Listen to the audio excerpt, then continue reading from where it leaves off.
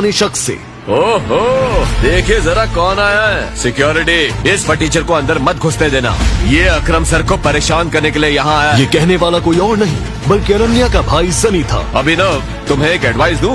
अपनी गरीबी को एक्सेप्ट कर लो और लाइफ में उसके हिसाब से आगे बढ़ो। सनी की बात सुन अभिनव को गुस्सा आ रहा था। वो चाहता तो सनी को मुक्के से जवाब दे सकता था, लेकिन उसने अपना फोन निकालना बेहतर समझा। वो अकरम को फोन मिलाने वाला था, पर इससे पहले कि वो अकरम को फोन मिला पाता, इतने में एक सुंदर सी लड़की काली स्कर्ट और सफेद शर्ट में उसकी तरफ चली आ रही थी। उसने आते ही सिक्योरिटी वालों से कहा, तुम लोग जा सकते हो, ये मेरे साथ है। अभिनव को सनी के चेहरे पर छाया मातम देखकर काफी खुशी हो रही थी।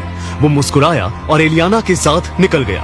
आपको अकरम ने बताया कि मैं यहाँ क्यों आया हूँ? एलियाना ने इस सवाल का कोई जवाब नहीं दिया। एलियाना ने इतने में अपनी टेबल पर रखा एक पेपर उठाया और अभिनव की तरफ बढ़ा दिया। अभिनव कौन सी नौकरी करना चाहता था, वो डिसीजन भी अकरम ने उसे दिया था। मैं मैनेजर बनना पसंद करूँगा। लेकिन मैनेजर की पोजीशन पर पहले से ही स्टार बना हुआ है। तुमने मुझे लिस्ट ला कर दी, मैंने उसमें से अपने पसंद की पोस्ट चुन ली। ये सुन अभिनव वहाँ से जाने लगा कि तभी एलियाना ने उसे रोकते हुए कहा, ओह, वैसे अकरम जी ने तुम्हारे लिए कुछ छोड़ा है। उसने अपने डेस्क पे रखा हुआ एनवलप अभिनव को दिया। एनवलप के अंदर 10 करोड़ रुपए का एक चेक और एक नोट था, जिसमें अकरम ने लिखा था कि ये कुछ और कैश है तुम्हारे लिए, बैंक जाओ, वो तुम्हें पैसे दे देंगे। अभिनव अपने चेक से पैसे निकालने के लिए बैंक चला आया।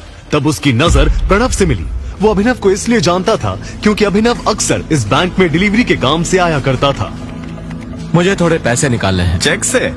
तुम्हें पता है ना, चेक से सिर्फ बड़ी रकम ही निकाली जा सकती है। प्रणव ने बिना देखे चेक फाड़ दिया। इतने में सिक्योरिटी वाले आए और उन्होंने अभिनव को चारों तरफ से घेर लिया। क्या हो रहा है यहाँ? ये आवाज किसी और की नहीं बल्कि बलराज की थी।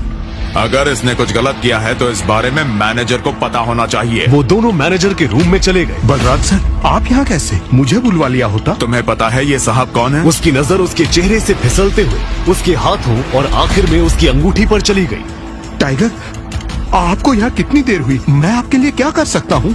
ये कौन है?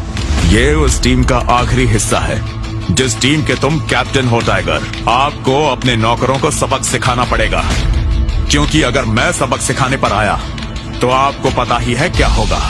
उसी शाम जब अभिनव घर लौट रहा था तो उसने देखा कि कुछ गुंडों ने एक आदमी को घेर रखा था। उन लोगों के पास पहुंचकर अभिनव को पता चला कि वो लोग उस लड़के को मार रहे थे।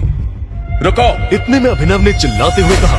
उसकी आवाज सुनकर सभी रुक गए और पलटकर देखने लगे। अभिनव एक कदम उनके पास आया और बोला, क्यों उस बेचारे को मार रहे हो? तुझसे मतलब है तभी तो यहाँ खड़ा हूँ। अगर जिंदगी में आगे भी खड़ा ही रहना चाहता है तो चुपचाप यहाँ से चला जा, वरना इसकी तरह लंबा कर दूंगा। ये सुन अभिनव को हंसी आ गई। उसने कहा,